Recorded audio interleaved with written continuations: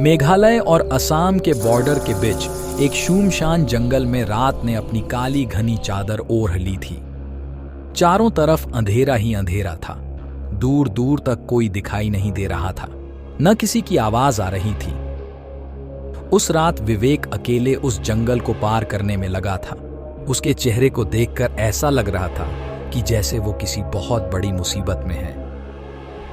इस जंगल के बारे में जाना जाता था कि अगर कोई भी इंसान सूरज ढलने के बाद यहां आता है तो उसे एक शैतान अपने वश में कर लेता है।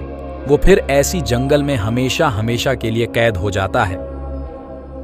विवेक को यह बात पता थी, लेकिन वो फिर भी रुक नहीं रहा था, बस आगे बढ़े जा रहा था।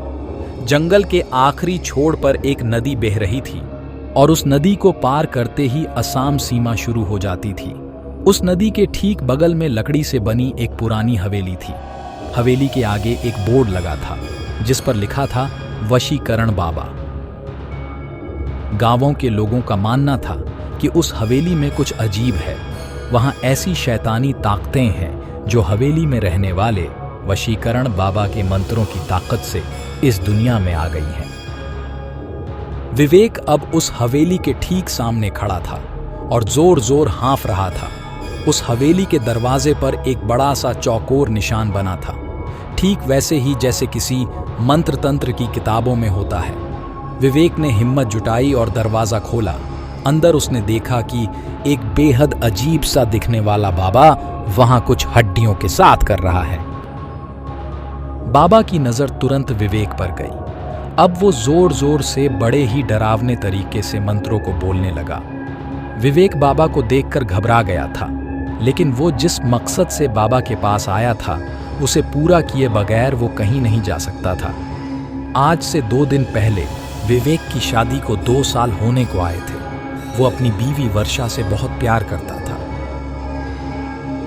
लेकिन कुछ दिनों से वर्षा के बदले वर्ताव के कारण विवेक को वर्षा पर शक होने लगा था। उसे लगने लगा था कि वर्षा का किसी और लड़के के साथ चक्कर चल रहा है, जिसे लेकर दोनों के बीच बहुत लड़ाई हो गई और आखिर में बात डिवोर्स तक पहुंच गई और वर्षा उसे छोड़कर अपने दोस्त के घर रहने चली गई थी। विवेक वर्षा पर शक करते करते पागल हो गया था। उसके दिमाग से वर्षा का ख्याल निकल ही नहीं रहा था। सोते जागते वो बस वर्षा के बारे में ही सोचता रहता। एक दिन वो बस से ट्रेवल कर रहा था तो उसकी नजर सीट पर लगे एक स्टिकर पर गई जिस पे लिखा था सिर्फ 1 घंटे में खोए हुए प्यार को वापस पाएं। और इसी के साथ नीचे एक पता भी लिखा था। विवेक अब उसी पते पर पहुंच चुका था, वशीकरण बाबा के पास। बाबा के मंत्रों की आवाज अब धीमी हो गई थी, पर अंदर एक गहरा सन्नाटा था। बाबा ने बिना विवेक की तरफ देखे उससे उसके आने का कारण पूछ लिया। विवेक ने उस बाबा को सब कुछ बता दिया। बाबा ने विवेक की बातें सुनकर एक हल्की सी मुस्कुराहट के साथ उसे एक लाल कपड़ा दिया और कहा कि इसे धारण करके रोज रात वर्षा की फोटो देखकर विवेक को ये मंत्र पढ़ना है। और धीरे से विवेक के कान में उस बाबा ने एक मंत्र कहा। इस मंत्र को पढ़ने के बाद वो बाबा फिर से अपनी पूजा में लग गया। विवेक ने बाबा को पैसे देने के लिए अपने हाथ आगे बढ़ाया, लेकिन उस बाबा ने कोई भी पैसा लेने के लिए मना कर दिया। विवेक वापस जंगल के रास्ते जाने लगा। तब अचानक उसे लगा कि कोई उसका पीछा कर रहा है। अनजानी रात में गांव की कच्ची सड़क पर चलते हुए उसे ऐसा लग रहा था कि किसी अनजान शक्ति की उस पर निगरानी हो। वो जितनी तेज चलने की कोशिश कर रहा था, उसके कदम उतने ही धीमे धीमे बढ़ रहे थे। रात के 12 बजने में कुछ ही मिनट थे।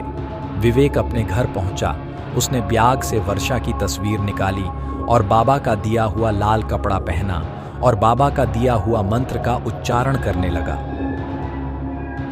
तभी अचानक उसे ऐसा लगा कि उसे किसी काले साए ने घेर लिया है और वो उस पर कब्जा जमाने की कोशिश कर रहा है। विवेक ने अपना सर चारों तरफ घुमाया और जोर जोर से मंत्र पढ़ने लगा। कुछ ही समय में वो काला साया वहां से गायब हो गया। विवेक रोज यही कर रहा था। ऐसा करते करते कई दिन गुजर गए, लेकिन विवेक की बीवी वर्षा अभी भी वापस नहीं आई। विवेक ने फिर से वशीकरण बाबा से मिलने का फैसला किया। हवेली में पहुंचकर उसने बाबा को बताया कि वर्षा अब तक उसकी जिंदगी में वापस नहीं आई है। बाबा ने 2 मिनट के लिए अपनी आंखें बंद की। विवेक के गले में जो लाल धागा है वो उसके वशीकरण की शक्ति को कम कर रहा है। विवेक ने वो धागा तुरंत उतार दिया। बाबा ने यह भी कहा कि अगर वो वर्षा को इस हवेली में ला सकता है तो वर्षा जरूर विवेक के पास आ सकती है। उस दिन भी विवेक जब अपने घर वापस जा रहा था तब भी उसको ऐसा लगा कोई उसके पीछे पीछे चल रहा है और उसे देखे जा रहा है। लेकिन विवेक वर्षा से बेहद प्यार करता था। उसे पाने के लिए वो कुछ भी करने के लिए तैयार हो चुका था। अगले दिन विवेक ने वर्षा को कॉल किया और माफी मांगने के बहाने उसी जंगल के पास शाम को मिलने के लिए बुलाया। वर्षा ने कुछ पल सोचा और फिर मान गई। दोनों आज बहुत दिनों बाद मिल रहे थे। बात करते करते विवेक वर्षा को हवेली के पास ले गया। जैसे ही वर्षा हवेली के पास पहुंची उसे एक अजीब सी घुटन महसूस होने लगी थी। वर्षा ने विवेक को तुरंत वहां से चलने को कहा, लेकिन विवेक जबरदस्ती उसे हवेली के अंदर ले गया। बाबा ने जैसे ही वर्षा को देखा उसने विवेक को बाहर जाने को कहा और दरवाजा बंद कर दिया। पूरे 2 घंटे हो चुके थे, लेकिन दरवाजा अभी तक बंद था। विवेक को अब बहुत ज्यादा घबराहट होने लगी थी। कुछ देर बाद दरवाजा अपने आप खुला, लेकिन विवेक ने जैसे ही दरवाजे के उस पार देखा वो देखकर विवेक के रोंगटे खड़े हो गए। अंदर वर्षा बेहोश पड़ी थी और उसके शरीर के चारों तरफ मोमबत्तियां जल रही थीं। वो बाबा वर्षा के शरीर पर तरह तरह के निशान बना रहा था, लेकिन रोंगटे खड़े कर देने वाली बात ये थी कि वर्षा के पास एक बहुत ही भयानक सा काला साया मंडरा रहा था। बाबा ने विवेक को कहा कि अब वर्षा वही करेगी जो विवेक उसे बोलेगा, लेकिन इसके बदले उसे इस काले साए की सारी ख्वाहिशें पूरी करनी होंगी। विवेक को कुछ समझ नहीं आ रहा था। उसने वर्षा को वहां से चलने के लिए कहा तो वर्षा एक कठपुतली की तरह उठकर खड़ी हो गई। वो एक जिंदा लाश से ज्यादा और कुछ नहीं थी। विवेक वर्षा की ऐसी हालत देखकर पूरी तरह दहल गया था।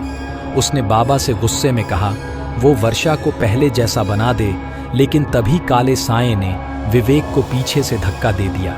वो काला साया बाबा में चला गया। उस बाबा का रूप एक भयानक आत्मा में बदलने लगा था। उस बाबा के चेहरे का रंग नीला पड़ गया और आंखें पूरी सफेद हो गईं और जोर जोर से हंसने लगा। उस बाबा ने अपने भयानक रूप में बोला कि वो कोई मामूली इंसान नहीं है, बल्कि वो एक शैतान का साया है जो इस जंगल में न जाने कब से कैद था और उसने वर्षा की आत्मा चुरा के अपने आप को आजाद कर लिया है और विवेक को हमेशा के लिए अपना गुलाम बना लिया है। ये सब सुनकर विवेक वहां से फौरन भागा, पर वो उस जंगल से निकल ही नहीं पा रहा था। वो जहां से निकलता कुछ देर बाद वो वापस उस हवेली के सामने ही आ जाता। धीरे धीरे उसके दिमाग ने काम करना बंद कर दिया और वो उसी जंगल में कैद हो गया। 2 महीने बाद उसी जंगल में पुलिस को 2 सड़ी हुई लाशें मिली। वो लाशें किसी और की नहीं बल्कि विवेक और वर्षा की ही थीं। तो दोस्तों, कहानी अच्छी हो तो वीडियो लाइक एंड शेयर करें और ऐसे ही डरावनी कहानियां देखने के लिए हमारे चैनल को सब्सक्राइब करें।